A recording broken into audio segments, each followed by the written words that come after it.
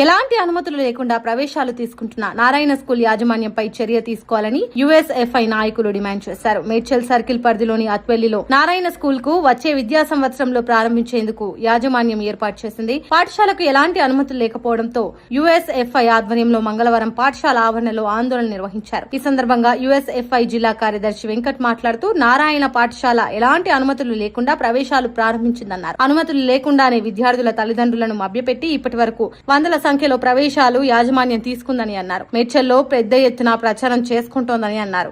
ఇంత జరుగుతున్నా విద్యాశాఖ అధికారులు ఎలాంటి చర్యలు తీసుకోవడం లేదని అన్నారు. పాఠశాల ఆరోపణలు రావడంతో ఇటీవల అనుమతి కోసం ప్రక్రియ ప్రారంభించారని తెలిపారు. ఇప్పుడు ప్రక్రియ ప్రారంభించడంతో వచ్చే విద్యా సంవత్సరానికి అనుమతులు వస్తాయన్నారు. అప్పటి వరకు అనుమతి ఉన్నా పాఠశాలలో ప్రవేశాలు తీసుకున్నట్టు రికార్డులు సృష్టిస్తారని తెలిపారు. వెంటనే అధికారులు స్పందించి పాఠశాల యాజమాన్యంపై చర్య తీసుకోవాలని, ప్రవేశాలను నిలిపివేయాలని ఆయన డిమాండ్ చేశారు.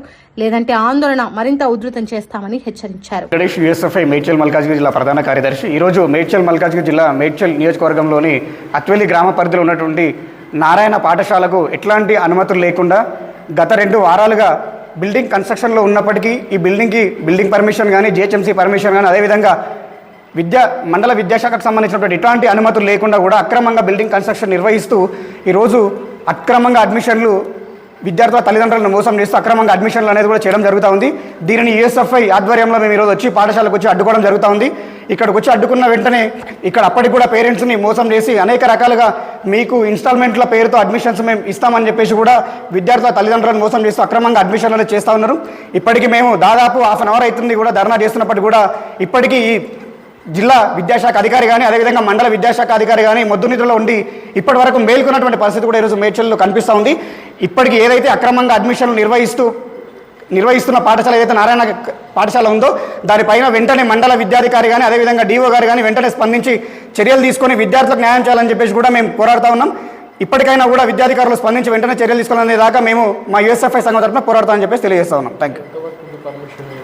ఈ పర్మిషన్కి సంబంధించి వీళ్ళు పర్మిషన్ ఇప్పుడు మాత్రమే అప్లై చేస్తాం. అంటే ఈ ఏదైతే పర్మిషన్ లేదని బయటకి అయితే వివరణ వచ్చిన తర్వాత అప్పుడు మాత్రం వీళ్ళు ప్రొసీజర్ స్టార్ట్ చేశారు తప్ప ఈ అకాడమిక్ ఇయర్కి సంబంధించి ఎట్లాంటి అనుమతులు పర్మిషన్లు లేవు.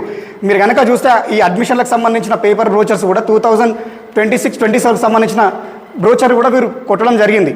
సో అట్లాంటిది వీళ్ళకు ఈ అకాడమిక్ సంబంధించి ఆల్రెడీ అకాడమిక్ ఇయర్ ఇంకొక వారం రోజులలో స్టార్ట్ అవుతుంది. వీళ్ళకి ఎట్లాంటి అనుమతులు రావని తెలిసినప్పటికీ కూడా వీళ్ళు అడ్మిషన్స్ నిర్వహిస్తారు. అంటే ఎవరి అండ చూసుకొని నిర్వహిస్తారు అనేది కూడా మనకు తెలియాల్సినట్టు, సమాజానికి తెలియాల్సినట్టు అవసరం ఉంది. నారాయణ స్కూల్స్ అని, ఎందుకంటే నారాయణ అనేది ఒక బ్రాండ్. ఈ బ్రాండ్ పేరుతో ఇక్కడ స్కూల్ నిర్వహించి వేరే స్కూల్ నుంచి పిల్లలని అడ్మిషన్స్, అక్కడ నుంచి వాళ్ళకి సంబంధించినటువంటి బోనఫైడ్లు కానీ, అక్కడ నుంచి వాళ్ళకి సంబంధించిన సంబంధించినటువంటి అర్హతలన్నీ కూడా వేరే పాఠశాల నుంచి వీళ్ళకి చాలా బ్రాంచెస్ ఉన్నాయి.